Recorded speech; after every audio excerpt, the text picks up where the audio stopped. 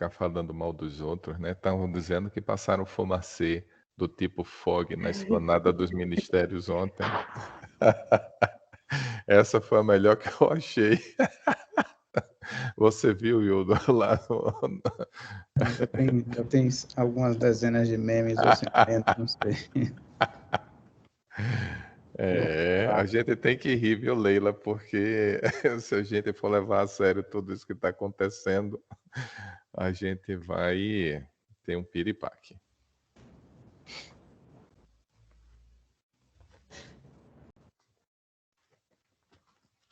Então, gente, vamos lá? Vamos começar? 8h10, a Leila vai poder ficar conosco até as 9h45, ela tem outro compromisso, mas, Leila, mais uma vez, te agradeço por estar aqui.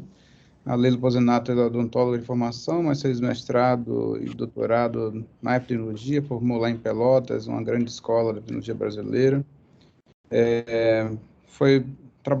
Nós nos conhecemos um tempo lá no Ministério, ela foi editora durante muito tempo da revista Epidemiologia, Serviço de Saúde, está no Fundacentro, ela é servidora do IPEA, você já tem um lastro muito legal de formação e contribuição na epidemia e também justamente no tema que ela vai falar, e com editora de revista científica. Então, ela faz parte da comissão da Associação de Gêneros de Editores Europeus de Revistas Científicas, mais de 100 artigos publicados. É um prazer estar aqui com você, Leila. Muito obrigado pelo seu tempo, pela sua disponibilidade. Fica à vontade de apresentar. Eu informo que a gente está gravando e depois a gente vai tentar editorar, mas essa parte a gente já está, como eu comentei mais cedo, caminhando. Em geral, a gente tem a sua fala e depois as perguntas, a gente regula aqui o chat, vai guardando as perguntas e depois ofertando, ou mesmo os professores e estudantes participam após a sua fala, tá bom? Muito obrigado. E a Leila também, antes de eu passar a palavra, ela é colaboradora e orientadora do programa de saúde coletiva aqui da Faculdade de Saúde, né, do outro lado da pista, digamos assim. Então, ela já conhece bem a casa. Obrigada, Wildo. Obrigada, professor Luiz, pelo convite. Obrigada, Wildo, também pela generosa apresentação. Bom dia a todas e todos. Eu vou, então, aqui compartilhar minha tela.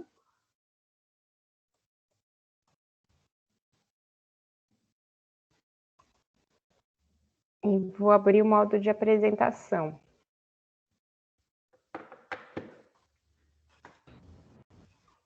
Já estamos vendo, tá bom? Ótimo. Vou começar.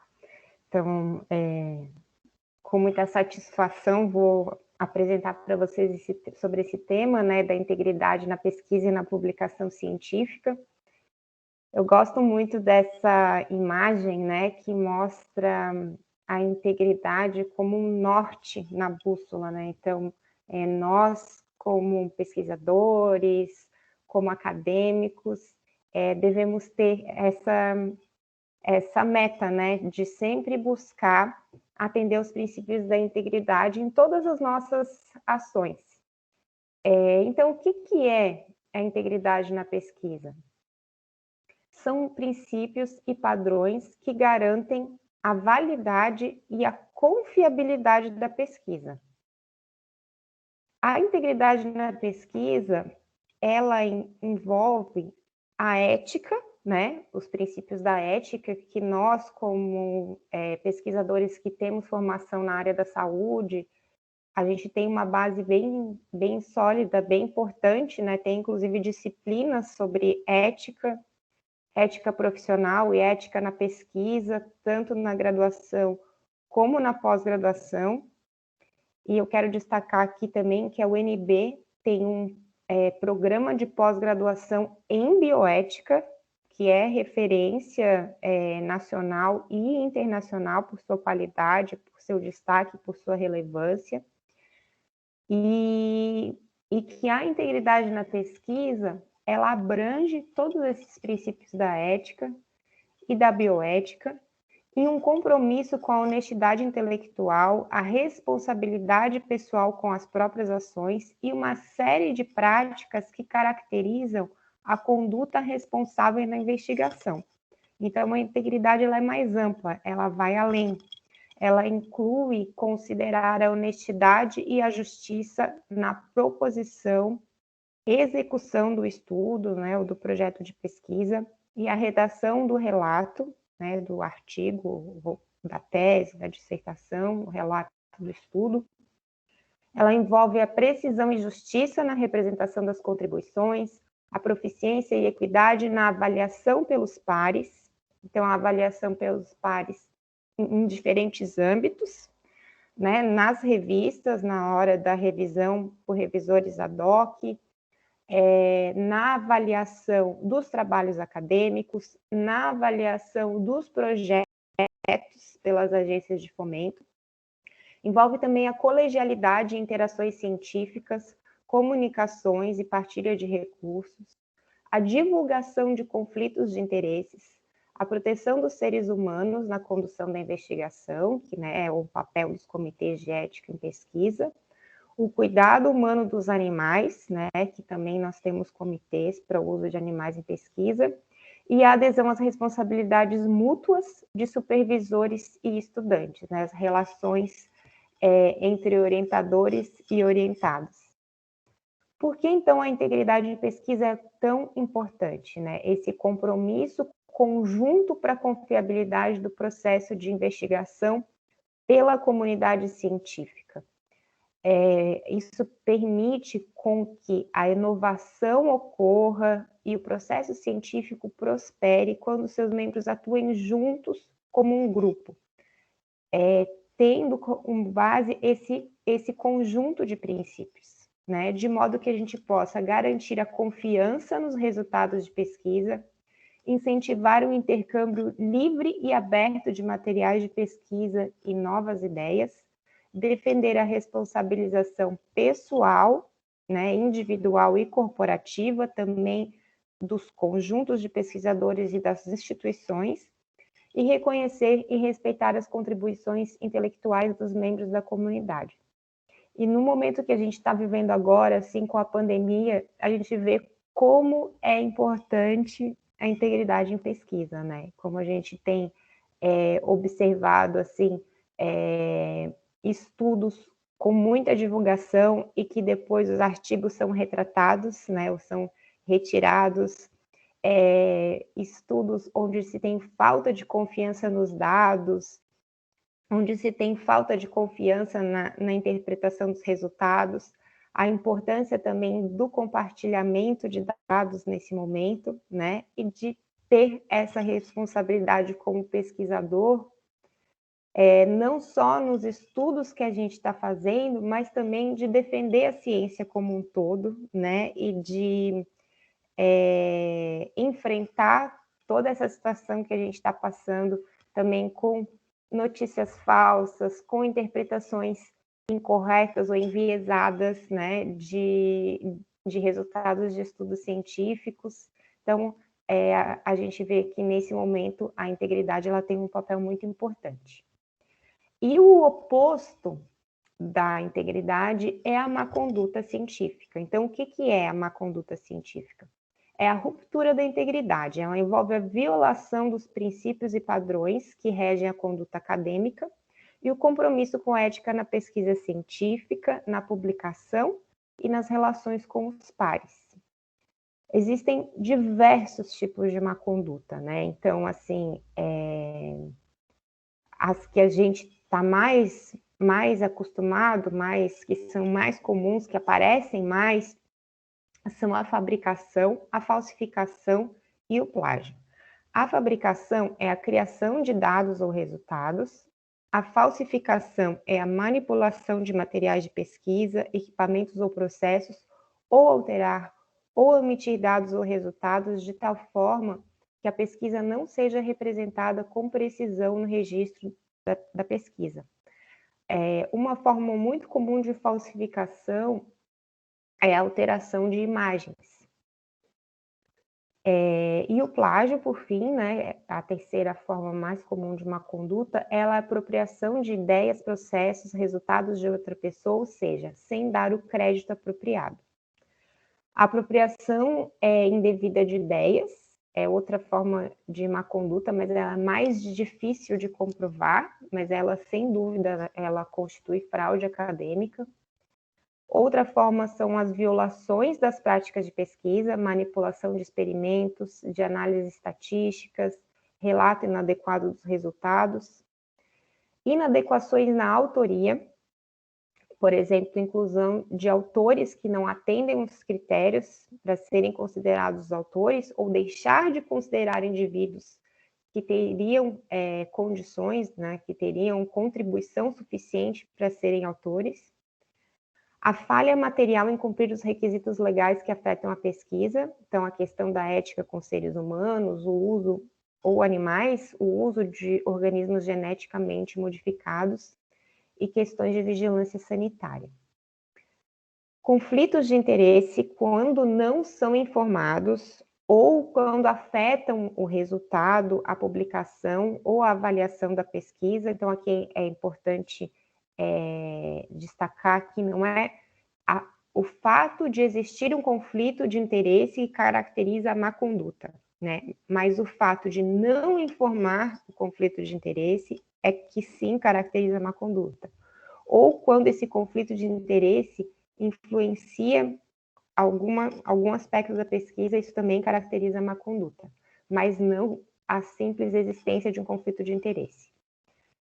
Outra forma é o comportamento inadequado em relação à má conduta. Então, alegações falsas, né? Acusar alguém de má conduta sem ter provas também é má conduta. A falha em reportar situações de má conduta, ou seja, encobrir, né, situações de má conduta, impedir acesso a informações relevantes para investigações de má conduta e retaliação a pessoas envolvidas nas investigações. E a má conduta, ela não inclui, evidentemente, o erro honesto ou diferenças de opinião. Outras formas de má conduta que elas são específicas à publicação científica são a publicação redundante ou duplicada, que isso tem sido cada vez menos frequente na medida que a gente tem softwares, né, de detecção de plágio que são muito, muito potentes, muito poderosos e que têm uma capacidade muito grande de identificar essas duplicações, mas ainda assim ocorrem, né, situações em que a pessoa submete simultaneamente o artigo para duas revistas diferentes, ou publica em um idioma, traduz e publica em outra revista em outro idioma. Então, isso ainda pode acontecer em algumas situações, mas cada vez menos. A fraude na revisão por pares. Eu vou dar depois alguns exemplos de como isso acontece, mas também é uma forma de má conduta.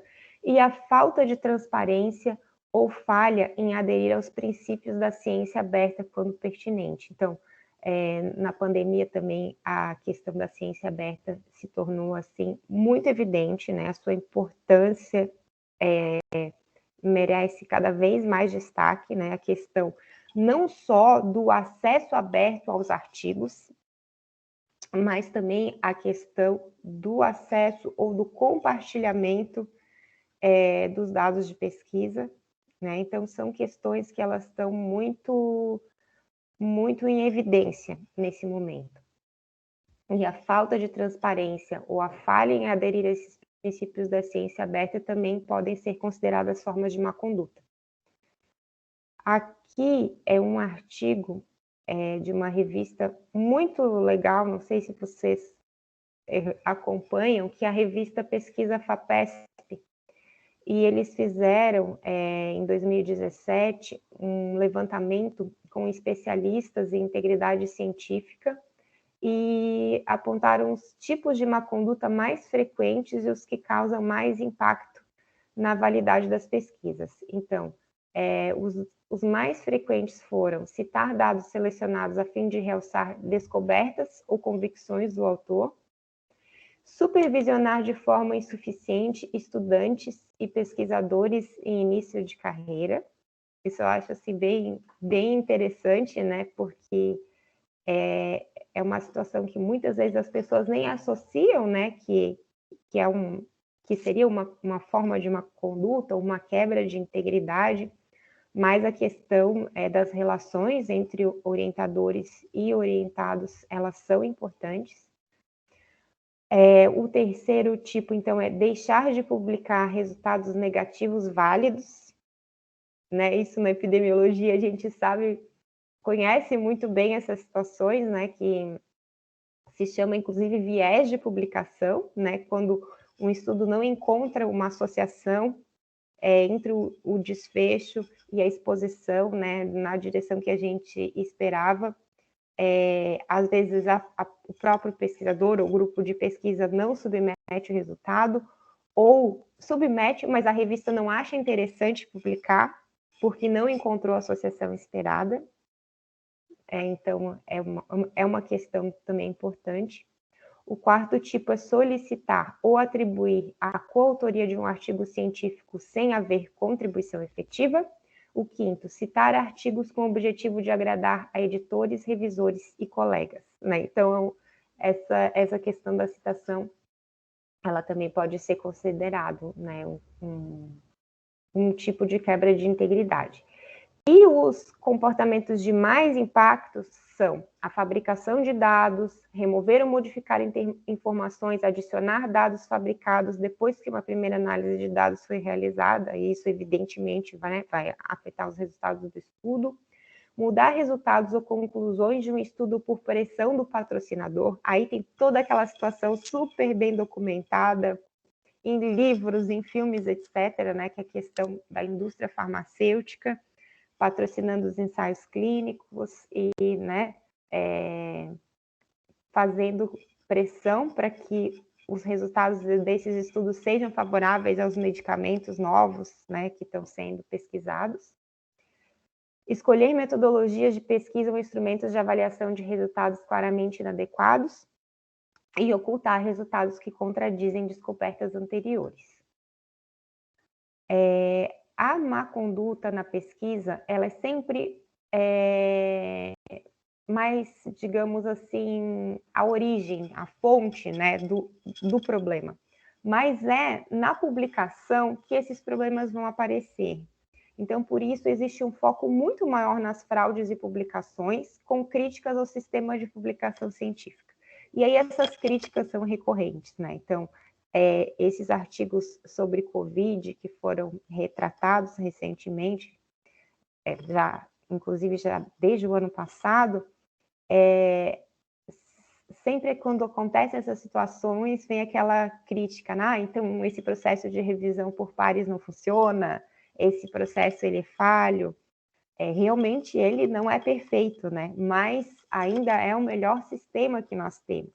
E ele consegue, sim, filtrar, né, grande parte dos problemas e trazer a público estudos que têm uma melhor qualidade científica e também aprimorar a qualidade do relato, né? Porque às vezes a gente tem artigos que são de estudos muito interessantes e relevantes, mas o relato ele pode ser aprimorado. E o trabalho da revisão, né, numa revista, ele também tem esse papel, não só de filtrar, mas também de contribuir com os autores para melhorar o relato dos estudos.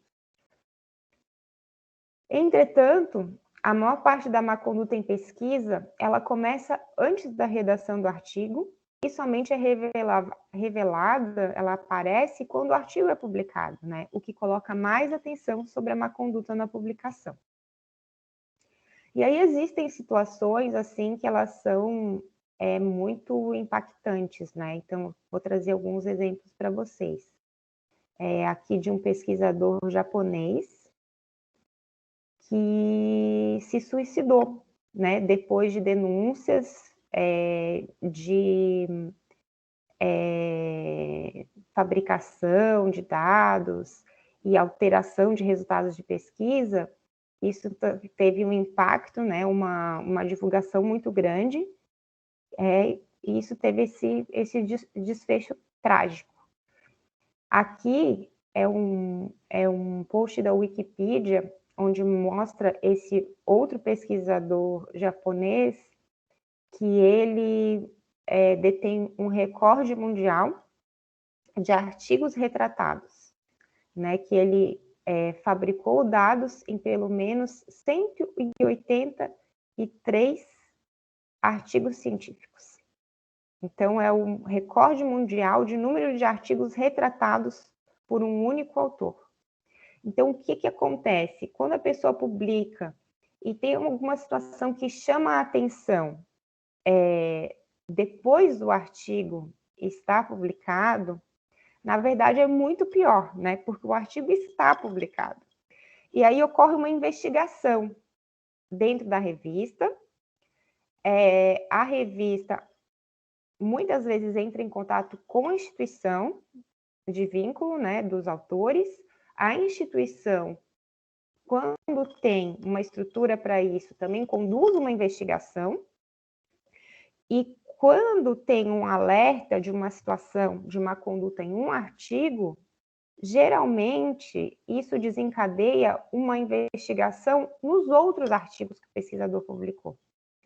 E aí isso, né, pode gerar novas retratações de artigos à medida que também forem, né, sendo descobertas situações de má conduta. E esse tipo de situação acontece também, infelizmente, aqui no Brasil, né? Aqui um exemplo do blog do Retraction Watch, que é um blog feito por um jornalista norte-americano, o Ivan Oransky, que ele acompanha as retratações que acontecem nas revistas científicas. E aqui é um post nesse blog mostrando uma retratação que aconteceu numa revista brasileira muito bem conceituada, uma revista de alto nível, a revista Ciência e Saúde Coletiva, de artigo com plágio. Então, só alguns exemplos breves que eu trouxe para vocês. Vou falar um pouco também de conflito de interesse, né, que eu mencionei naqueles tipos de má conduta, e eu dstaquei que, né, nem sempre o conflito de interesse era má conduta. Então, o que é o conflito de interesse, na verdade? Ele é uma situação na qual considerações financeiras, pessoais, institucionais ou de outra natureza têm o potencial para comprometer ou enviesar as atitudes ou o julgamento profissional. Então, a gente, quando fala de conflitos de interesse, lembra geralmente mais da parte financeira, né? De quando tem um patrocinador e o pesquisador ele vai ficar numa situação em que ele vai ter que prestar contas para o patrocinador e também vai ter que fazer o trabalho científico. Mas também relações pessoais podem caracterizar conflitos de interesse, tanto, né, de amizade como de inimizade, né, de querer prejudicar um outro pesquisador com o qual existe disputa, eventualmente, e institucionais também, né?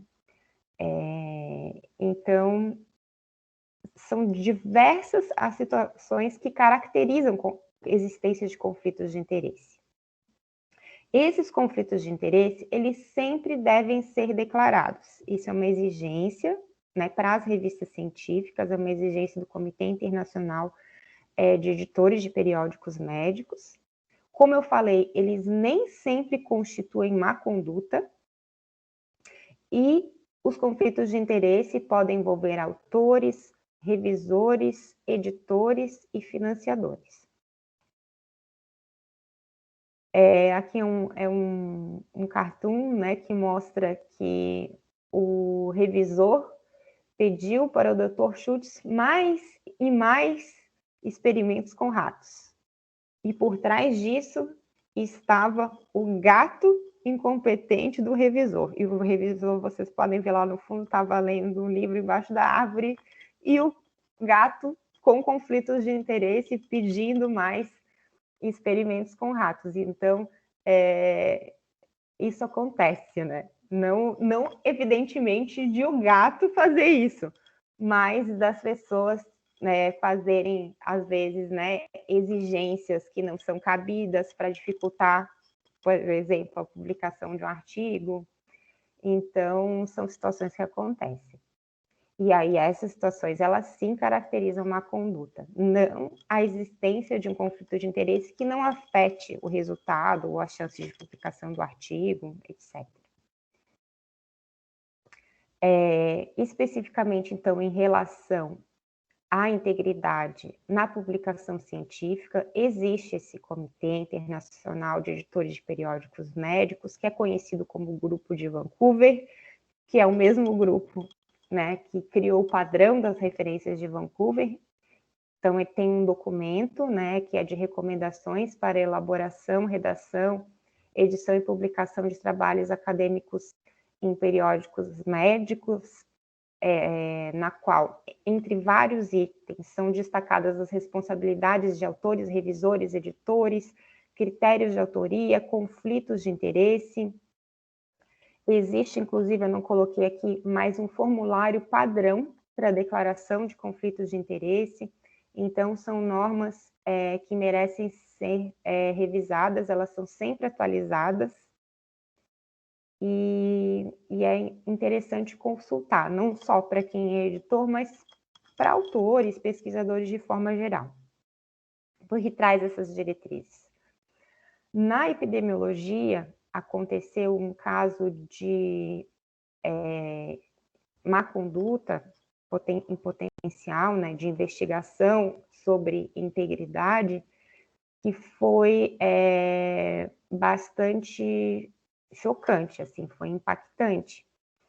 Era uma pesquisadora, a doutora Patrícia Buffler, ela era presidente eleita da IEA, a Associação Internacional de Epidemiologia, e ocorreu uma denúncia, né, de que ela tinha recebido mais de 360 mil dólares para atuar como perita em favor de empresas que vendiam tintas contendo chumbo.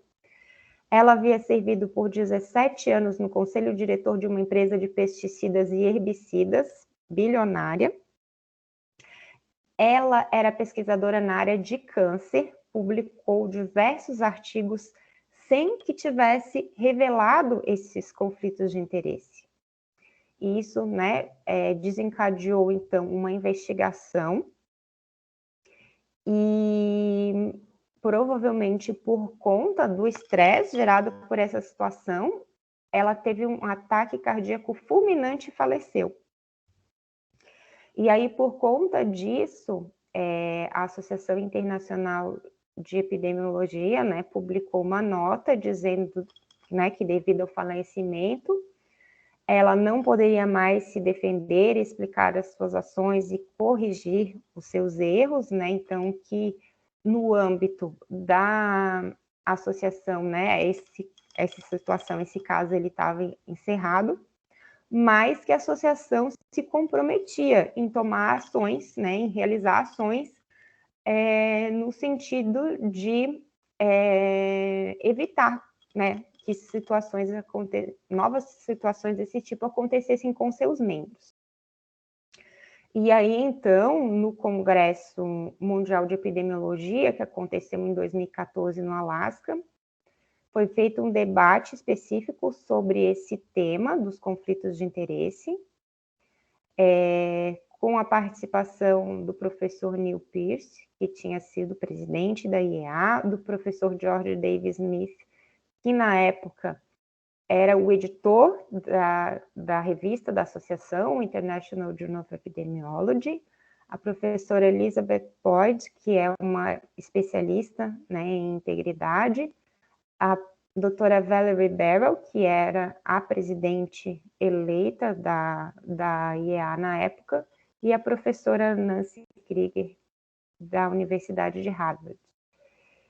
E como resultado desse debate, então, foi reforçado, né, esse compromisso da associação e reconhecida a existência de conflitos de interesse, né, na área da epidemiologia, né, de situações em que pressões de financiadores, de instituições e de outras naturezas podem fazer com que um artigo seja ou não seja enviado para publicação, por exemplo, né? Então, da importância de que isso seja pautado constantemente, não só no âmbito da associação, mas também na formação dos pesquisadores em epidemiologia. Outra questão importante é a questão da autoria, né? Então, o ICMJE define a autoria a partir de 4 critérios. Então, para que uma pessoa possa ser reconhecida como autor de um artigo, ela deve ter contribuições substanciais para a concepção ou desenho do estudo, ou aquisição, análise e interpretação dos dados do trabalho, e elaboração de versões preliminares, participar, né, na elaboração de versões preliminares do artigo, ou a revisão crítica importante do conteúdo, e participar da aprovação final da versão a ser publicada, e concordar e ser responsável por todos os aspectos do trabalho. Inicialmente, o ICME exigia os 3 primeiros critérios. O 4º critério, ele foi adicionado mais recentemente com essas situações de investigação de má conduta.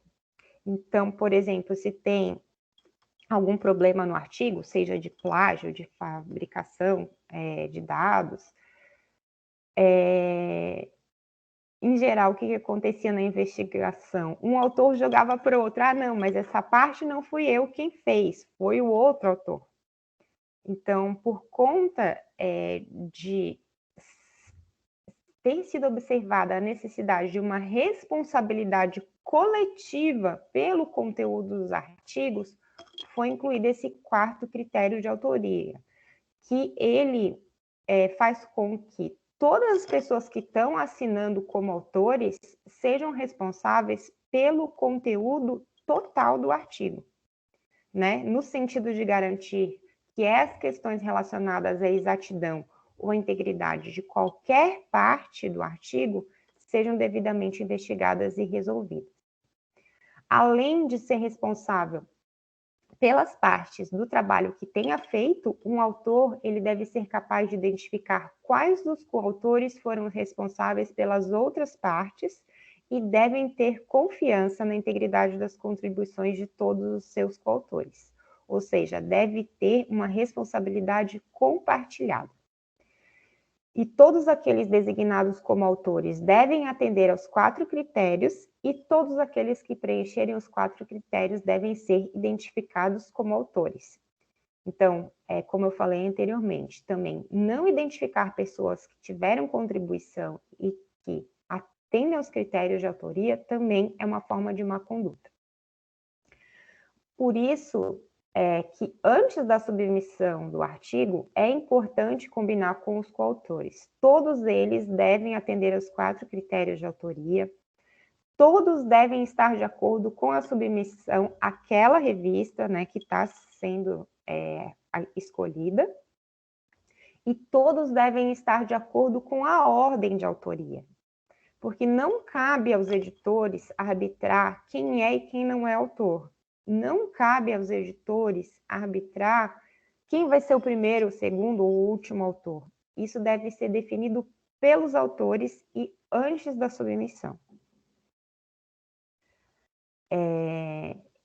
E outra coisa também importante em relação a essa questão da autoria. Só um instantinho aqui, só um pouquinho. É que existem essas formas também de má conduta de incluir, né, outras pessoas que não atendem, né, aos critérios de serem autores. E isso também deve estar definido previamente. Então, existem essas formas de má conduta, né? Por exemplo, autores fantasmas, em 2 sentidos. Existem redatores profissionais, que muitas vezes são pessoas pagas por patrocinadores comerciais. Isso é comum nos estudos financiados pela indústria farmacêutica, né? Existem pessoas especializadas em fazer redação científica, mas que elas não aparecem como autores, porque elas não são pesquisadores, elas não estão envolvidas na realização do estudo, mas elas são pagas para fazer a redação daquele artigo. E isso, né, é uma forma de autoria fantasma. Outra forma são pessoas que fizeram uma contribuição relevante e que atendem aos critérios do CMJE, mas que não estão listados como autores. Uma forma muito comum também é a autoria presente ou autoria honorária. São pessoas listadas como autores, mas que não contribuíram de forma relevante e, portanto, não cumprem os critérios de autoria. Muitas vezes são figuras sêniores, diretores, chefes de departamento, a pessoa que recebeu o financiamento para o estudo, né? A pessoa que é o chefe do laboratório onde o estudo foi realizado, mas que a pessoa, né, efetivamente não atende aos 4 critérios, não participou da elaboração do artigo, efetivamente. E outras vezes um colega cujo nome é adicionado, entendendo que ele ou ela irá fazer o mesmo para aumentar as listas de publicações, né? Que é meio que um troca-troca, dizendo assim, de uma maneira mais simples, né? Eu coloco o teu nome na publicação e depois tu vais fazer o mesmo. Então, é outra forma clara de uma conduta. Aqui é um exemplo de um artigo retratado onde foram identificados diversos problemas de integridade.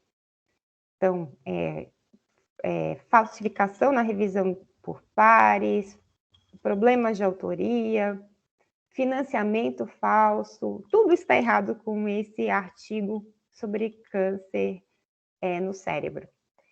E aí o aviso de retratação, ele informa que existem fortes razões para acreditar que o processo de revisão por pares foi comprometido.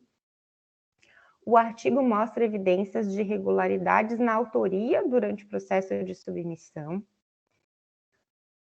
Um dos autores confirmou que não estava envolvido no processo de submissão e que não apoiava a publicação.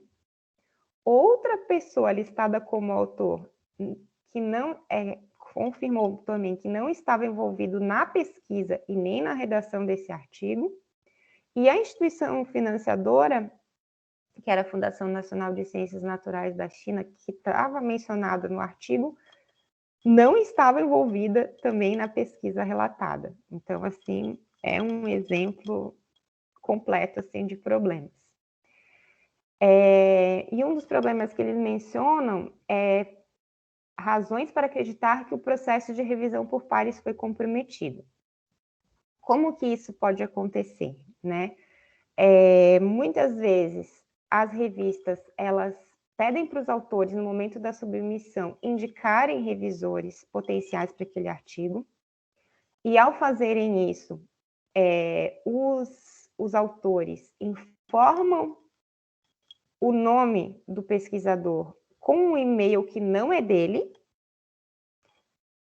e aí usam esse e-mail para eles mesmos serem os revisores dos seus artigos, se a revista não checa, né, que aquele e-mail é realmente daquele pesquisador. E outra forma é o que eles chamam de anéis de revisão por pares e citação. Então, não é a mesma pessoa que submeteu a que vai fazer a revisão, mas ela combina com colegas da área de que, olha, eu vou submeter esse artigo e eu vou indicar você como revisor. E aí aquela pessoa depois faz o mesmo. Submete um artigo seu, né? O revisor submete um artigo seu e indica como revisor o autor daquele primeiro artigo que o convidou para ser revisor. E aí isso, então, caracteriza um anel de revisão. E isso também é feito com citações, né? Porque é um comportamento inadequado um autor, um conjunto de autores, escrever um artigo e fazer muitas citações de trabalhos próprios, né? Seus ou do seu grupo de pesquisa. Então, uma outra forma também de má conduta é essa de manipular as citações, né? Fazer com que formas artificiais de aumentar as citações dos seus artigos e, consequentemente, obter mais prestígio a partir dos indicadores, por exemplo, do índice H individual. Então, isso são coisas que acontecem, mas evidentemente que são formas de má conduta. Outro exemplo de uma situação aqui no Brasil, né, de um professor que foi demitido da USP por conta de plágio em figuras, né? Então aqui é outra situação mostrando, né, de onde as figuras foram copiadas. Foram copiadas de um trabalho de um grupo da Universidade Federal do Rio de Janeiro, era um artigo sobre leishmaniose. E isso, então, é uma forma de plágio, né? Plágio, como eu já falei, apropriação das ideias, processos, resultados ou palavras de outra pessoa sem dar o crédito devido. Plágio, ele é sempre má conduta, mas o que é considerado plágio? Qual que é o limite? O que se pode copiar, né? Na verdade, a gente jamais deve copiar e colar literalmente. E sempre, sempre a gente deve citar referência, mesmo que a gente esteja parafraseando ou aproveitando a ideia, a gente tem que citar a referência do que a gente está usando. Existem atualmente diversos tipos de softwares, né, que ajudam na detecção de plágio e que a gente pode usar no momento de preparar o artigo para submissão, né? Porque até por um descuido, né? Não por intencionalmente, às vezes as pessoas vão naturalmente copiando e colando trechos que vão utilizar, por exemplo, assim, na discussão ou na introdução de um artigo. Mas esses trechos copiados e colados, eles jamais devem ser mantidos de forma literal. A gente sempre tem que adaptar esse texto e a gente tem que colocar a fonte. Então, para a gente identificar se nós ou se algum coautor, né, incluiu algum trecho que precise realizar algum ajuste, é interessante utilizar alguns desses softwares. Eu acredito que a UNB tenha a licença para o uso do Authenticate, que é muito, muito bom. Mas existem também outros que são bastante utilizados e que são gratuitos. Essa questão do plágio, então, ela é muito relevante, né? Existem iniciativas de universidades brasileiras contra o plágio, e uma delas, né, é essa de as universidades terem assinaturas desses programas para fazer a verificação de plágio nos trabalhos acadêmicos. Eu achei muito legal essa iniciativa da PUC-Rio, que fez uma campanha contra o plágio, né, voltada para os alunos da instituição. Então, assim, troquei 6 por meia dúzia, aproveitei só um pedacinho do texto, copiei e colei tudo junto, misturado, gravei o que ele disse e publiquei, só usei essa imagem uma vez, salvei o arquivo com meu nome. Então, são todas formas de plágio que muitas vezes os alunos, principalmente na graduação, ainda não têm essa percepção, né, de que é errado fazer isso. Na área da publicação científica, existe um comitê de ética na publicação que define essas melhores práticas na ética da publicação. Tem um código de conduta, um guia de boas práticas para editores que ajuda a verificar essas questões. E como eu falei para vocês, esses problemas de integridade, eles aparecem mais na publicação, evidentemente, né? Porque é a etapa do ciclo, né, de produção científica onde existe a divulgação dos resultados. Então, é natural que isso aconteça. E quando são publicados artigos que têm problemas de integridade, existem formas de correção da literatura científica. Então, a forma mais comum e mais simples é a errata. Então, a gente publica uma errata quando tem erros pequenos, em nomes, citações e tabelas. A errata não diferencia erros originados no processo de publicação daqueles que resultam de erros na lógica ou no método científico. Eles são publicados, as erratas, então, são publicadas quando uma porção pequena da publicação confiável é considerada incorreta e quando esse erro é especialmente um erro honesto e não um erro intencional, né, um erro por conflito de interesse ou alguma outra situação. E a errata também pode ser publicada quando a lista de autores ou colaboradores está incorreta, né, para acrescentar ou retirar algum autor depois que o artigo foi publicado. Outra forma de correção da literatura é a expressão de preocupação.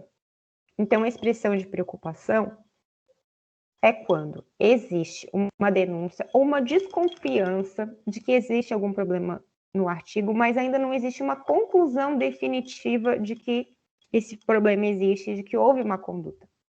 Então, a revista publica uma expressão de preocupação para chamar a atenção, né, de que os resultados podem não ser confiáveis e que há uma investigação em curso ou que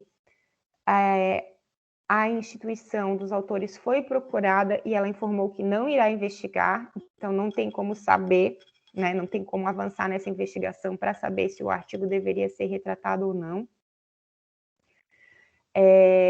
Então, quando não há certeza sobre a integridade do conteúdo, os leitores devem ser alertados. Então, esse é o sentido da expressão de preocupação. Então, aqui está um exemplo, né, daquele artigo que acabou sendo retratado posteriormente sobre a hidroxicloroquina e a Covid. Primeiro, então, foi publicada uma expressão de preocupação e logo em seguida teve a retratação do artigo, que é a terceira forma de correção da literatura.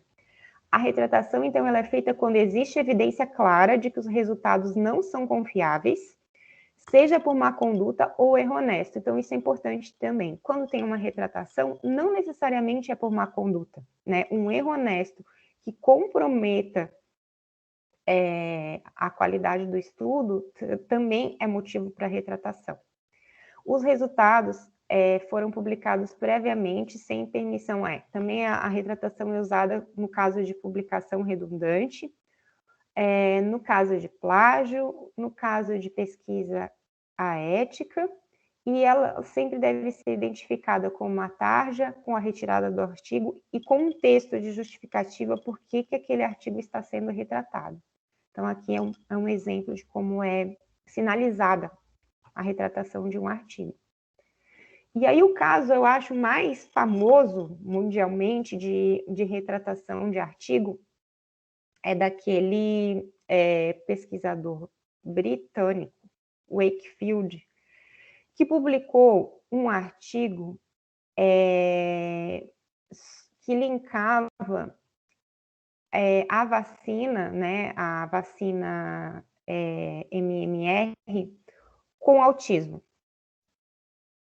E esse artigo, ele ficou, acho que uma década publicado, sendo muito criticado, né, embora o autor não assumisse que houvesse problemas no artigo, até que, finalmente, o Conselho Médico Britânico declarou em janeiro de 2010 que as 12 crianças incluídas no estudo tinham sido cuidadosamente selecionadas e que parte da pesquisa foi financiada por advogados que representavam pais envolvidos em ações contra os fabricantes da vacina e concluiu que Wakefield agiu de maneira antiética. E aí, só depois de muito tempo, né, que esse artigo ele foi retratado pela revista The Lancet, e esse tema ele é recorrente, né, até por conta, né, dos movimentos anti-vacina que usam esse argumento, né, para propagar suas ideias. E isso rendeu muitas críticas também à revista, né, que segurou por muito tempo a retratação desse artigo. E aqui, então, é a retratação daquele artigo que eu falei anteriormente sobre a hidroxicloroquina e a Covid, né, que teve a publicação na revista, a publicação depois da expressão de preocupação e, finalmente, a publicação da retratação. A retratação, ela aparece também como um termo MESH no PubMed, só para chamar a atenção disso para vocês. Então, a maior parte dos artigos científicos retratados, a causa da retratação é má conduta, né? Principalmente fraude ou suspeita de fraude, erro, plágio e publicação duplicada. O que a gente tem visto nos últimos anos é um crescimento das retratações, mas que não necessariamente reflete um crescimento na má conduta, né? O que os autores observam são que as retratações aumentaram porque as práticas editoriais estão melhorando e as revistas estão tentando encorajar os editores a levar as retratações a sério. Então, a gente vê mais retratações nas revistas. Mas, por outro lado, relativamente poucos autores são responsáveis por um número desproporcional de retratações. Apenas 500 dos mais de 30 mil autores citados no banco de dados de retratações respondem por cerca de 1/4 das 10.500 retratações analisadas nesse estudo. E a má conduta é, sim, né, a principal causa das retratações. Então, a maioria das retratações envolveram fraude científica, fabricação, falsificação e plágio, ou outros tipos de má conduta, como essas peer review falsificado. Em resumo, então, as correções a artigos científicos, elas têm sido publicadas há muito mais tempo que as retratações. Não há evidências de que tenha aumentado recentemente, né, as correções, mas as retratações, elas têm aumentado. O número de periódicos que realizam retratações cresceu dramaticamente nos últimos anos, mas o número por periódico não aumentou. O número de processos no escritório sobre integridade americano aumentou, mas a frequência de achados de má conduta não aumentou. Então, portanto, o número crescente de retratações é mais provavelmente devido a uma crescente propensão a realizar retratações e existe pouca evidência do aumento na ocorrência de má conduta. E essa diminuição recente pode ser efeito do tempo que as revistas levam para publicarem as retratações, como aquele exemplo que eu falei para vocês do The Lancet. Outra questão relacionada à má conduta científica são as revistas predatórias, né, que são revistas que cobram para publicar, publicam um tempo muito curto, com quase nenhuma, às vezes nenhuma revisão por pares, né? Então, existem editoras especializadas em periódicos predatórios. E esse termo predatório, ele se refere ao fato de que as entidades se alimentam de acadêmicos para obter lucros financeiros por meio dessas cobranças para publicação, sem atender às normas de integridade, as normas éticas, né? Embora as revistas predatórias possam dizer que fazem revisão por pares e imitar a estrutura, e às vezes até elas fazem o logo, a imagem, o layout muito parecido com uma revista legítima, eles publicam material que não foi submetido à revisão externa por pares e não seguem as políticas defendidas por organizações como o COPE, o ICMJE, o EME, que é a Associação Mundial de Editores de Revistas Médicas, e o CSE, que é o Conselho de Editores Científicos. Como saber a diferença, então, né, entre revistas predatórias e revistas legítimas na área biomédica? Então, alguns indícios. O escopo de interesse inclui assuntos não biomédicos ao lado de tópicos biomédicos. O site contém erros de ortografia e gramática. Imagens são distorcidas, difusas, destinadas a parecer algo que não são ou que não são autorizadas. O idioma da página inicial tem como alvo os autores, principalmente quando são para autores chineses, né? Então a revista já direciona quando são autores, né, que não são nativos do inglês. O índice Copérnicus, que é um índice de citação fake também, é promovido no site. Falta descrição do processo editorial. Manuscritos devem ser enviados por e-mail e não por um sistema eletrônico de submissão. É prometida a publicação rápida, não existe política de retratação. Informações sobre preservação digital do conteúdo estão ausentes. A taxa de processamento e publicação dos autores é baixa. As revistas afirmam ser de acesso aberto, mas não mencionam a questão dos direitos autorais. E o endereço de e-mail de contato não é um e-mail institucional. Então, são, né, coisas para se observar. E essas revistas, então, elas trazem as situações, assim, das mais inesperadas, né?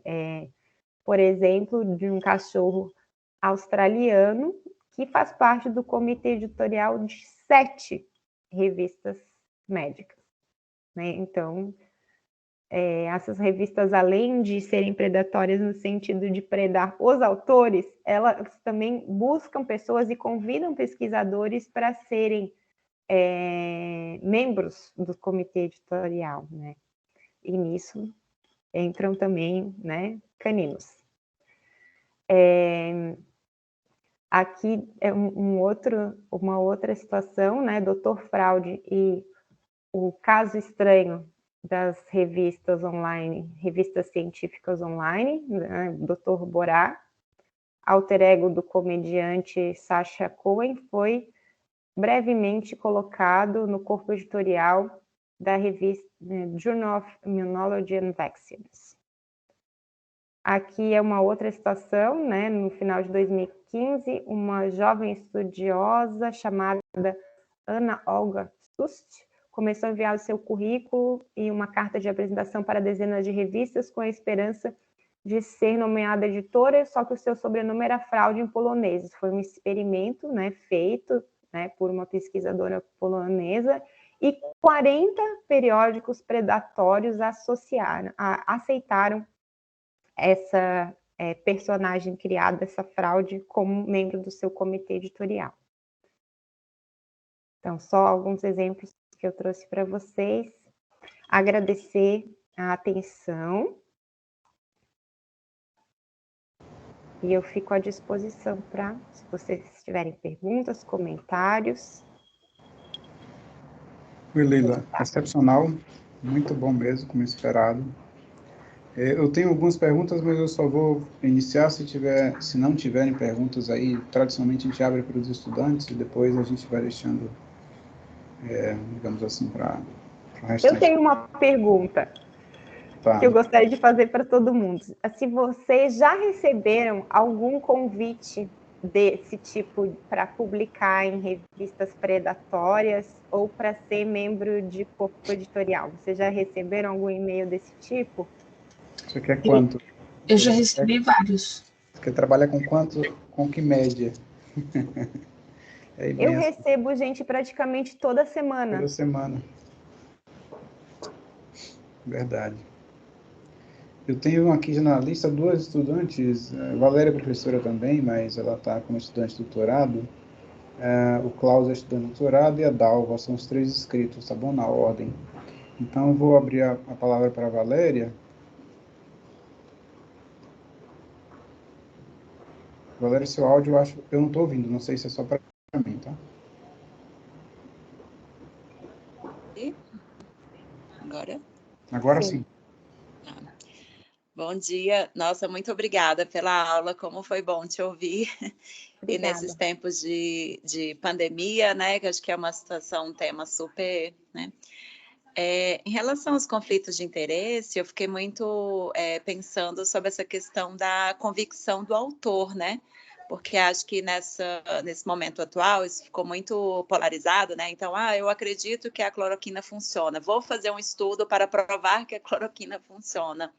Então, como que isso poderia ser identificado por um revisor, alguma assim? Como que isso não fica dependendo da honestidade da pessoa ali? Porque a gente viu muito isso, né? Eu tenho um exemplo, eu vou dar uma situação, vou contar uma situação, porque eu acho que vai ser mais fácil ilustrar do que responder teoricamente. Recentemente, acho que há uns 2 meses, em junho, teve um evento da ISE, da Associação Europeia de Editores Científicos, e a mesa que foi a mais legal, assim, a mais impactante do evento, ela foi sobre a política e o papel do editor científico. E aí um dos palestrantes nessa mesa, ele era editor de uma revista de pediatria e ele era vinculado à Universidade de Stanford. E nessa Universidade de Stanford existe um think tank liberal, de extrema-direita, da área de economia.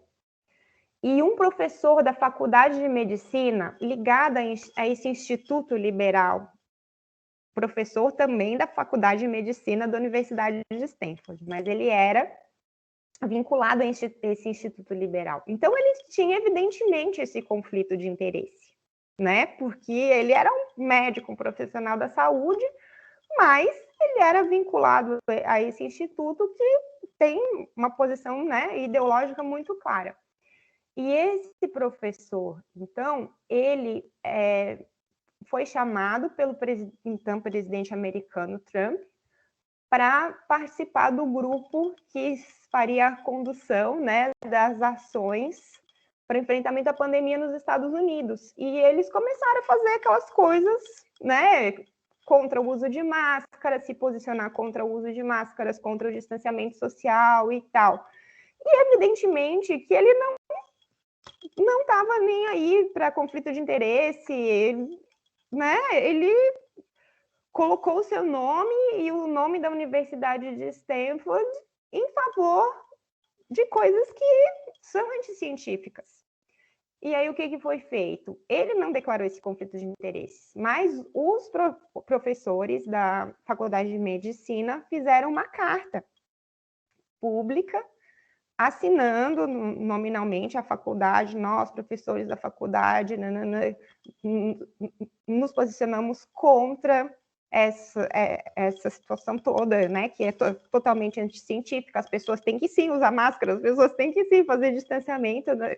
São as formas que nós temos para combater a pandemia e tal. E a reitoria da universidade fez uma carta repreendendo estes professores que fizeram a carta.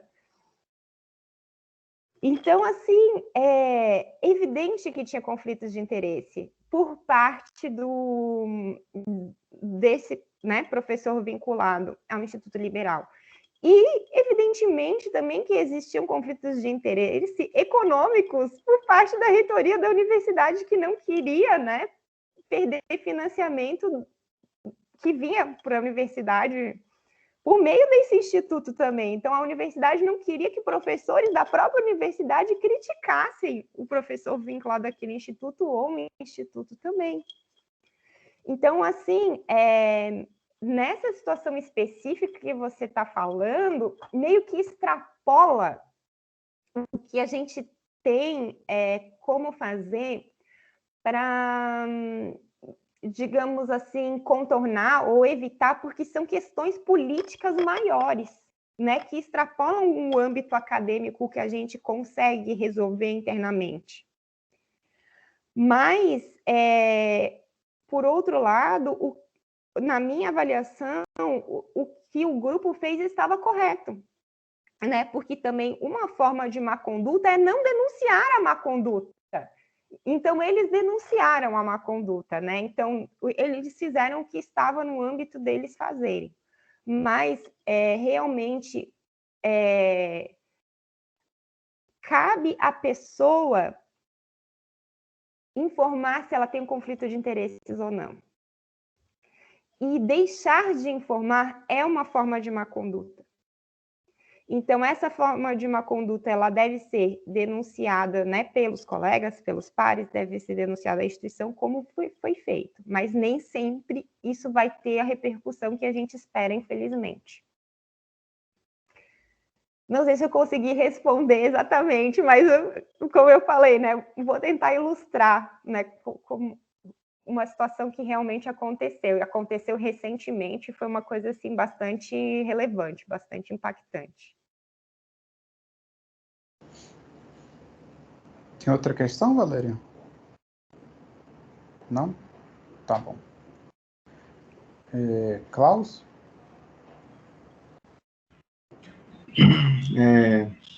Bom dia, professores. Bom dia, Leila. Bom dia. Eu tenho duas perguntas. A primeira é voltada para má conduta, eu acho, que no caso é o quão frequente é e como que isso afeta o ambiente acadêmico quando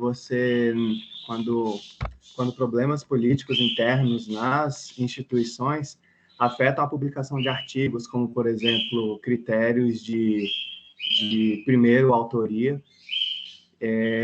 E a segunda é como que funciona, como é que está funcionando a autoria compartilhada, que quando os dois primeiros autores contribuem ao mesmo tanto, que eu descobri recentemente que isso existe, não sabia, então não sei se são todas as revistas que aceitam isso, como é que funciona.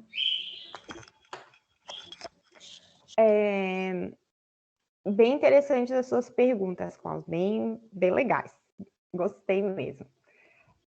Essa pergunta de quão frequente eu não sei te dizer realmente, né? O que a gente tem são esses artigos, né, como esses que eu apresentei, né, que falam, assim, quais são os tipos de má conduta mais frequentes, e aí são realmente, né, fabricação, falsificação e plágio, que aparecem mais, né, como coisas mais evidentes em pesquisas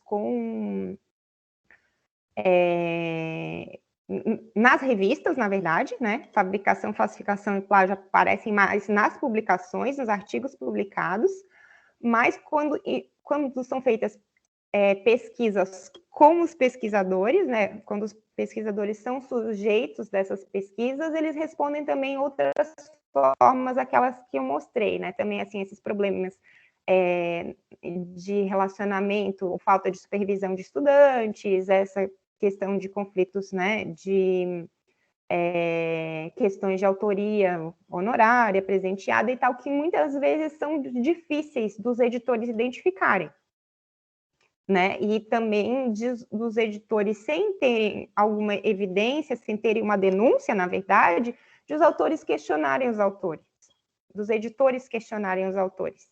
Então, é difícil, assim, saber o quão frequente, mas o que a gente vê de uma forma mais geral é que a má conduta, ela tem baixa frequência, né, proporcionalmente ao volume de pesquisa que é feito, à quantidade de pesquisadores que existem no país, que existem no mundo. Esses casos são pontuais, não são questões, não é um problema generalizado, mas é uma questão importante, né, porque quando acontecem esses problemas, eles aparecem, e isso prejudica a imagem da comunidade como um todo, né? E aí, isso, voltando para a questão política, num momento político que a gente está vivendo, né, com uma crise sanitária, econômica, social, com corte de recursos para pesquisa, a última coisa que a gente quer é escândalo, a última coisa que a gente quer é piorar a imagem da ciência, né? Então, é importante não só que isso seja raro, mas que, na verdade, isso não aconteça, né? Então, é por isso que tem que ser feito, esses programas, né, de capacitação para pesquisadores, que esses temas têm que ser abordados, não só na pós-graduação, mas também na graduação, que as instituições tenham os escritórios ou os departamentos que façam a promoção da integridade e a investigação das situações que são que se apresentam ou que são denunciadas e etc. Né? E isso pode, sim, como você falou, afetar a publicação dos artigos, né? Na medida que se existem disputas, né? Se existem divergências, né? Se as pessoas não estão de acordo, isso vai, no mínimo, atrasar a publicação, né? Se os autores não chegam a um acordo, quem vai ser o primeiro, quem vai ser o último, para qual revista vai ser submetido, etc., isso, no mínimo, atrasa a publicação, né? E, às vezes, entra numa situação que pode até, então não quero participar, então não vamos submeter. Então, por isso que é importante ter esse diálogo, né, e essa combinação antes da submissão, né, já, então vamos escrever um artigo juntos, vamos, quem vai ser o primeiro autor? Quem vai ser o último autor? Quem vai fazer o quê? Para qual revista a gente vai submeter? Então, já, assim, bem no início, né, antes de começar a escrever o artigo. Então, isso é bem importante de ser feito. E a segunda pergunta sobre a autoria compartilhada, isso tem sido, digamos assim, adotado por algumas revistas, mas, na verdade, na prática, vai ter que ter uma pessoa que é o primeiro autor que vai aparecer primeiro, né, na referência, né? Então, vai ser o fulano et al. Não tenho, assim, muito como fugir disso. E eu acho, assim, que, na verdade, o mais importante do que a ordem de autoria são os critérios de autoria, né? Porque, para a gente, aqui no Brasil, principalmente, não tem, assim, tanta relevância a ordem como participar da autoria do artigo, né? Mas, em algumas universidades, se tem a cobrança de que seja o primeiro ou o último autor que vai receber pontos, digamos assim, pontos para promoção, pontos para algum benefício que possa ter, né, em relação à infraestrutura na universidade, alguma coisa assim. Então, tem essas duas, né, posições de autoria. Em geral, se adota o orientador, né, ou a pessoa que liderou a pesquisa, que coordenou a pesquisa na última posição. E o orientado, a pessoa, né, o autor da tese ou da dissertação, o primeiro autor, e no caso de não ser um trabalho acadêmico, a pessoa que realmente trabalhou mais para a elaboração daquele artigo, né? E existem situações, sim, como você está falando, que, né, as pessoas colaboraram igualmente, mas são situações menos comuns, né? Em geral, o que acontece é que tem uma pessoa que toma a frente e que vai, né, fazer isso. E na prática vai ter que ter um primeiro autor de todo modo. Então, eu acho que a minha resposta também vai mais nesse sentido da resposta à primeira pergunta.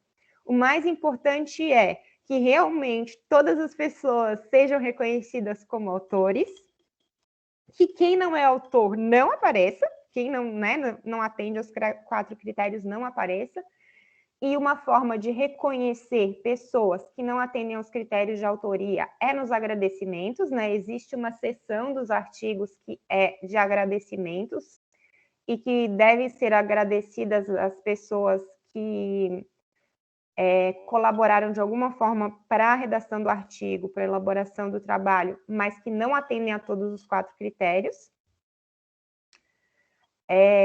Em geral, as revistas solicitam, em conformidade com as recomendações do ICMJE, que as pessoas mencionadas nos agradecimentos, elas deem consentimento para aparecerem nos agradecimentos, né? Para também, da mesma forma, de que, às vezes, como nós vimos nos exemplos, autores colocam o nome de outros autores para dar um upgrade na autoria. Às vezes, autores colocam nome de pesquisadores relevantes nos agradecimentos, sem que tenham participado. Então, o ICMJE faz essa recomendação, né, de que se tenha a anuência da pessoa que está sendo agradecida.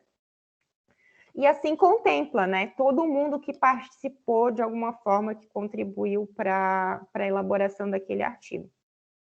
Então, a minha posição é essa, né, de que tem que combinar para evitar qualquer tipo de estresse depois, né, no grupo, e garantir que todo mundo esteja contemplado. Perfeito, Leila. Obrigado, gostei muito dessa resposta. Dalva, vamos lá? Bom dia, professora, muito obrigada, viu? Super interessante a aula e todos os conceitos. Eu escutei uma palavra que chama erronesto. Até então eu nunca tinha visto. Assim, quer dizer, a palavra se entende, mas não nesse conceito dentro aí.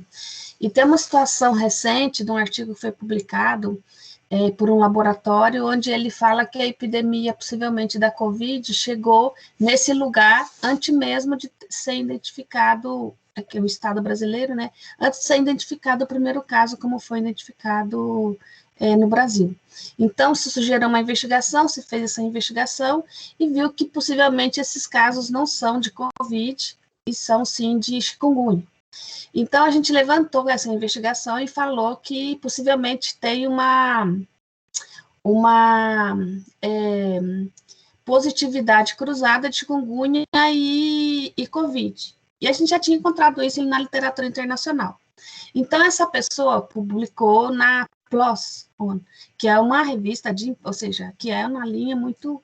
Só que ela não quis se retratar, não quis. Na verdade, né, tem aquela coisa da vaidade. Nesse caso, é só uma dúvida, né, porque agora tem mais um argumento, que é o erro honesto, ou seja, ele errou, a gente sabe que errou, porque ele levanta essa coisa que a epidemia de chikungunya, de arboviroses, pode ter tido uma mescla com o que foi a Covid, e a gente acabou perdendo o caso antes de fevereiro. Eu não acredito que a gente não tenha tido nenhum caso de Covid antes de fevereiro, possivelmente tenha tido, mas não na proporção e nas datas que esse artigo apresenta. Nesse caso, é um erro honesto, ou seja, ele errou na tentativa de acertar. Como que fica isso? Porque às vezes a gente duvida, só que a gente é tão pequenininho, a gente é tão pouquinho nessa sociedade, e discutir com grandes, né, pesquisadores, publicadores, gente forte que está aí, é um pouco complicado. Eu queria que você falasse um pouco sobre esse honesto. E até lembrando, tem uma publicação institucional que até o professor Wildo e eu, na época, talvez uns 10 anos atrás, e a gente ficou com dúvida se a mãe mentia ou se realmente era aquela situação, né, que a criança não foi vacinada, ou se a mãe vacinou a criança e mentiu, falou que não. Então, isso eu acredito que é um erro honesto, ou seja, foge do escopo do pesquisador e a gente transfere isso para o objeto investigado, e a gente escreveu isso, né, que pode ser que foi um erro ali da sala de vacina, a gente não sabe. Então, a gente deixa isso claro e o título é provável. Então, assim, quando a gente põe improvável, a gente deixa essa dúvida assumindo que pode ser ou não. Mas nesse segundo caso, né, do erro honesto, eu queria, se você pudesse falar um pouquinho mais. Então, o erro honesto, ele é um erro que ele não é intencional, não caracteriza uma má conduta, mas ele está errado. Então, por exemplo, assim, naquele estudo do Wakefield, né, da vacina MMR e do autismo. Por que ele demorou tanto tempo para ser retratado? Né? Porque não se tinha clareza. Os editores, no começo, não tinham evidência suficiente para chegar lá e dizer isso aqui ele fraudou. Mas, no final, se chegou à conclusão que sim, que ele fraudou. Então, não foi um erro honesto, não foi aleatoriamente ele pegou aquelas 12 crianças que tinham autismo, né? Que quase todas tinham autismo. Ele selecionou aquelas crianças, ele teve um financiamento do escritório de advocacia que defendia aquelas famílias contra a indústria farmacêutica que produziu a vacina. Então, aí caracteriza uma má conduta, né? Uma coisa de intencionalidade. E o erro honesto, ele não tem essa intencionalidade. Então, vou te dar um exemplo de erro honesto. É um artigo que foi retratado, que era de um linkage de bases de dados, e que depois do artigo ter sido publicado, os autores foram retrabalhar aqueles dados e viram que tinha um erro no linkage, que tinha pares que não tinham sido adequadamente formados. E aí os autores foram lá, enviaram uma carta para a revista e pediram a retratação do artigo. Pedimos desculpas porque não identificamos esse erro no momento, mas detectamos agora e gostaríamos de solicitar a retratação do artigo porque, devido a esse erro, as conclusões, né, e os resultados que nós chegamos não são válidos. Então, quando existe alguma situação que realmente existe um erro que compromete o resultado do estudo, mas que esse erro não teve uma intencionalidade, que esse erro ele não foi por má conduta, é a situação que a gente chama de erro honesto. A situação que você falou, né, de informação da mãe, se a informação ela é fidedigna ou não, eu classificaria mais como um viés de informação do estudo, e não como um erro, porque o erro ele é mais em relação, digamos assim, à análise dos dados, à apresentação dos resultados, pode ser um erro numa tabela, pode ser, sei lá, um cálculo errado, na hora de passar os dados do software para a tabela, teve algum erro que desconfigurou, alguma coisa de desatenção que a pessoa teve em alguma etapa do processo, né, que resultou. Isso é comum também nos estudos em laboratório, né, que, sei lá, tipo, falhou alguma coisa, né, falhou um equipamento e alterou a temperatura do experimento. Teve um artigo, recentemente foi retratado alguma coisa de Covid, não sei se era de vacina, não lembro exatamente do que era, mas que foi retratado porque os autores tinham usado a linhagem de ratos errada. Eram os ratos, mais não sei o que T, e era para ter usado os ratos não sei o que B. E aí depois que eles publicaram o artigo, teve, né, revisão pós-publicação, crítica de leitores que chamaram a atenção. Aí eles realmente, o mais correto seria a gente ter usado a outra linhagem de ratos. Então, erros honestos são mais essas situações assim, que os autores erram, que os pesquisadores erram, mas que esse erro, ele foi uma coisa que aconteceu sem querer, digamos assim. Deixa eu relatar não essa intencionalidade. Um erro teórico, eu acho que honesto sobre esse conceito. Em 2009 a gente publicou um artigo que foi a Aglaé Dalva, que até foi aluna nossa aqui também na Tropical, era treinando do EBSU e fez investigação quando retomou os processos com a queda da transmissão vetorial de doenças de Chagas e o surgimento dos primeiros surtos melhor descritos sobre relação do açaí com doenças de Chagas, né? Transmissão oral. E aí ela foi para a investigação, ela fez a foto do teórico pé de açaí, onde o paciente relatou que tirava o açaí dali e moía embaixo, ele tinha um moedor embaixo ali, um processador embaixo. Então ela tirou essa foto, a gente usou essa foto no artigo, foi para a Emergent Infectious Disease, uma revista não tem nada a ver com botânica, não tem nada a ver com biologia, né, de uma forma geral. E aí logo em seguida a gente publicou o artigo, saiu, a gente recebeu um e-mail relatando que de um botânico. onde ele mandou toda a chave de classificação do que seria talvez a família dos açaizeiros, dizendo que aquilo lá não era a espécie que a gente estava relatando que era. E aí eu disse, pô, e agora o que a gente faz, né? A gente escreveu para o editor da Matter of Disease, ele disse, olha, do ponto de vista biológico, da plausibilidade biológica, não foge muito que remeta a fazer a introduzir na revista um comentário sobre isso, uma carta editor, nada disso. Não vale a pena vocês se preocuparem com esse tema. Aí eu fiquei tranquilo, mas, de fato, o pé do açaí que gerou o surto não era açaí, era outra coisa, que é um fruto muito semelhante, mas que dentro da classificação dos açaizeiros não, para segundo esse botânico, ele é um pesquisador australiano, ele disse, olha, isso daí não é um pé de açaí, não poderia ser relatado como tal. Ele conceitualmente está certo, mas, de novo, eu espero que tenha sido um erro honesto, ou seja, não teve a intencionalidade de errar nesse sentido. E depois, que é outra coisa da epidemiologia, né?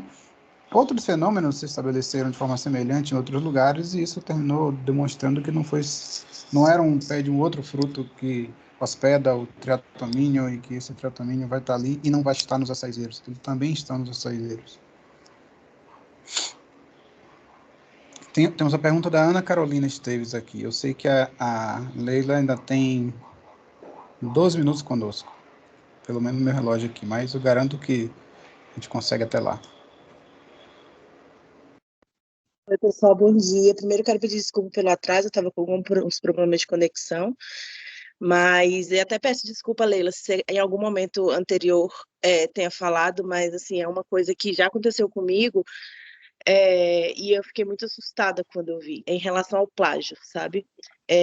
Foi me passado um certo momento, um artigo para eu fazer a revisão, para eu dar uma lida e identificar se tinha alguma coisa de plágio. E aí, a gente conseguiu, eu e outra pessoa que estava trabalhando nisso, a gente conseguiu identificar o que a pessoa fez. O artigo estava escrito em português, ela pegou referências, né?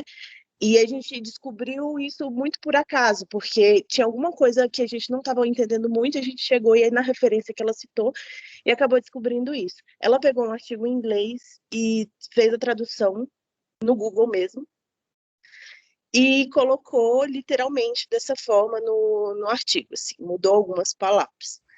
E aí, a minha pergunta é a seguinte, se esses softwares de identificação, eles conseguem identificar esse tipo de situação, né, porque eu sei que, eu não conheço muito, assim, já vi alguns, mas eu sei que ele identifica na mesma linguagem. Agora, assim, se a pessoa fez essa tradução, se ele consegue fazer essa identificação nesse tipo de situação. Só uma pergunta, Ana Carolina, essa situação foi um autoplágio? O artigo era dessas mesmas autoras? Ou elas pegaram um artigo de outra pessoa? De outra pessoa. Aí é mais grave ainda. Seria errado se fosse da própria pessoa, que aí seria uma publicação duplicada. Mas aí é um plágio, né, bem evidente, uma situação bem caracterizada. Uhum. Como que funcionam esses programas? Eles têm bases de dados, os que são pagos, eles têm bases de dados fechadas, tipo, privadas, da empresa que detém, né, esses artigos. E eles vão checar trecho por trecho, não vou dizer nem frase por frase, porque eles pegam até trechos mais curtos que uma frase e vão comparando. Se não está no mesmo idioma, é mais difícil porque não vai comparar palavra com palavra, mas às vezes pela posição das referências, pelas referências que são citadas, ele vai conseguir alguma coisa. Não vai dificultar, tá? Não necessariamente vai encontrar ou vai remeter para aquele artigo, mas em algumas situações, mesmo estando em idiomas diferentes, por outros elementos, ele vai conseguir, por valores na tabela, sabe? Às vezes, por exemplo, assim, a revista exige que a que o título da tabela esteja em português e inglês. Aí, se esse título em inglês da tabela tiver o mesmo título da tabela do artigo original em inglês, ele vai puxar. E isso vai depender, né, então, desses elementos que tiverem disponíveis para ajudar, e vai também depender do software que estiver sendo utilizado e da base de dados que ele vai estar acessando, né? Porque também tem uma situação que é a publicação em acesso fechado, que ainda é muito comum e que tem um acervo muito grande. Então, se a gente pega, por exemplo, se a gente usa, por exemplo, um software de detecção de plágio, que é esses de acesso livre e gratuitos na internet, eles não vão ter acesso a essa base de dados dos artigos fechados. Então, ainda que tivesse no mesmo idioma, ia ser mais difícil de encontrar, ele vai pegar mais coisas que estão livres na internet. Quando a gente está vendo artigos em português, é interessante a gente passar nos dois tipos, porque esses que são na internet, por outro lado, eles são muito bons para achar material que está publicado na internet, em sites, em repositórios das universidades, em coisas abertas na internet, que muitas vezes esses que são, né, tipo Authenticate, Cross-Check, não vão ter tanto poder para buscar, né, porque eles são mais focados nos artigos em inglês, porque é, né, o idioma mais utilizado na ciência e a maior parte dos artigos são publicados, principalmente esses artigos que eles são de acesso restrito. Então, assim, eu não tenho como te assegurar que vai achar. Aí vai depender da situação específica, mas, assim, que bom que nessa situação vocês acharam, né? Pois é, e foi uma situação que a gente ficou um pouco assustado, e foi por acaso que identificou, sabe? Então, assim, eu fico imaginando quando disso já pode ter acontecido por aí e não conseguiu ser identificado. Então, mas assim, ó, geralmente o que acontece numa situação dessa? A pessoa tem a cara de pau de publicar, mas em algum momento alguém vai fazer uma revisão da literatura, alguém vai fazer uma revisão sistemática. Então, aquele artigo ele vai ser publicado e vai ter palavras-chave daquele tema que vão ligar um artigo a outro. Alguém, em algum momento, vai fazer uma revisão sistemática e vai pegar os artigos e vai ler. E a hora que alguém fizer isso, vai identificar.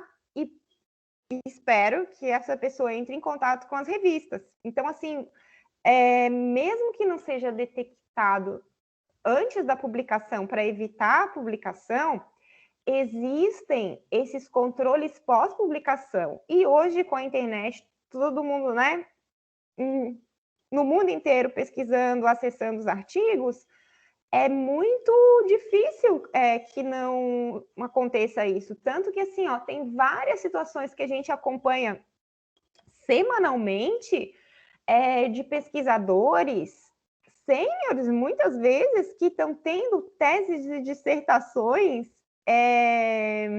anuladas por plágio, porque na época que eles defenderam, não tinha os softwares para detectar, e hoje em dia se tem, e se detecta as coisas, e sabe? Então, assim, as coisas pode ser que não se detecte agora, mas é muito possível que em algum momento depois isso venha a ser detectado, e isso fica muito feio, né? Que a pessoa vai manchar a sua imagem, né? Corre risco de, né, ter os trabalhos anulados, corre o risco de ter uma punição no âmbito da sua instituição, pode vir até a ser demitido, mas de todo modo é horrível a pessoa, né, passar uma vergonha, né? Tanto que eu dei aquele exemplo do pesquisador japonês que se suicidou, porque vira uma coisa assim tão, né? A pessoa tem uma imagem, a pessoa tem uma reputação que, né, ela é completamente prejudicada. Tá certo. Obrigada, Leila. Leila, tem uma pergunta da Danelli. Ela está com a mão levantada, ela tinha caído, não sei se ela voltou, e nós temos 2 minutos. Vamos ver se é possível, senão... Não sei se ela está aqui ainda. Bom dia. Bom Tá dia. Bom dia. Eu não falo português. Tenho 3 perguntas. Primeiro, el conflicto de interés, además de declararlo, ¿hay alguna situación que pese a declararlo limite que esa persona no pueda ser revisor o no pueda participar o no pueda publicar? Y la segunda pregunta es, ¿existe una lista de publicaciones predadoras en donde uno pueda guiarse dónde están? Y la tercera pregunta, que si existe un número mayor de autores máximo que se puedan colocar en una publicación, pero con criterios de autor. Sim, obrigada pelas perguntas, Danelli. Graças. Sobre o conflito de interesse, sim, além de declarar, em geral, para revisor, né, porque o autor ele vai declarar o conflito de interesse, ele está submetendo, não vai impedir ele de submeter. Vai caber aos editores e aos revisores avaliarem se aquele conflito de interesse que está sendo declarado, ele compromete ou não, né, o resultado daquele estudo, compromete a integridade. Então, ter conflito de interesse não impede o autor de publicar, mas ter conflito de interesse pode impedir o revisor de avaliar, sim. Então, por exemplo, assim, até no caso de congresso, né? Agora a gente está organizando o Congresso Brasileiro de Epidemiologia, tem os trabalhos submetidos e tem as pessoas que se cadastraram para fazer a revisão dos trabalhos. Então, se existe algum conflito de interesse da pessoa em relação àquele trabalho, seja negativo ou positivo, por exemplo, eu não vou revisar um trabalho que seja do meu colega de instituição, né, com quem eu tenho uma relação pessoal. Eu não vou revisar um trabalho que sei lá, que eu participei em algum momento daquele trabalho, que eu vou ter alguma propensão maior a aceitar aquele trabalho, por exemplo, né? Então, a pessoa, ao declarar o conflito de interesse, ela pode recusar a fazer aquela avaliação. Isso acontece, sim. Tanto para bem quanto para o mal, né? Tanto pela intenção possível da pessoa favorecer aquele trabalho, como de prejudicar. Então, a pessoa pode, sim, se declarar impedida. É o termo que a gente usa, né? Tenho esse conflito e eu me declaro impedido para avaliar aquele trabalho. Eu também faço parte do Comitê Consultivo da Coleção Cielo Brasil, e a gente avalia as revistas para serem incluídas na coleção. Então, essa semana passada, eu recebi uma revista para avaliar e eu indiquei um colega para ser parecerista daquela revista. E aí ele respondeu dizendo que não poderia avaliar aquela revista porque ele tinha um conflito de interesse, porque ele era membro da associação que editava aquela revista. Então, ele falou, essa revista eu não vou poder avaliar, mas eu recomendo um outro colega, tal. Então, essas situações, elas acontecem, sim. E a terceira pergunta sobre o número máximo de autores. Isso vai depender da revista. Em geral, na área biomédica, não se limita, né?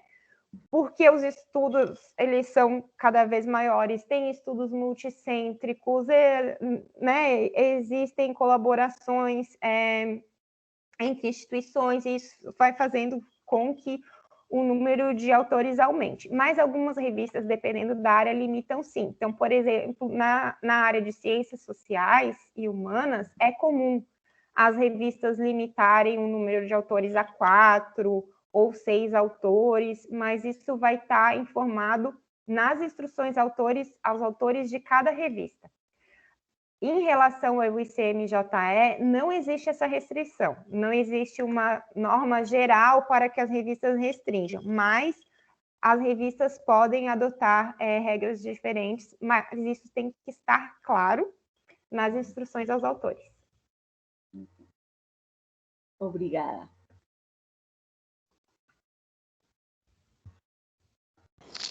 Leila, obrigado.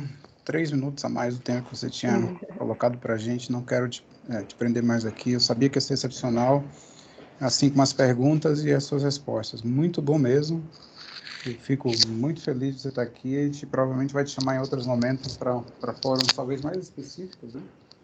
Integridade é uma coisa muito ampla e muito importante, e a gente talvez vai questionar aí, não talvez em um fórum como esse, mas em outros, na perspectiva de ter uma relação, principalmente quando a gente retornar, né? No momento presencial, que as pessoas possam interagir mais. É verdade. É? Esperamos que isso aconteça em breve. É. Obrigada, então, a todos. Um bom dia e até mais. Bom dia, gente. Até mais. Tchau. Tchau. Tchau, tchau. Obrigada.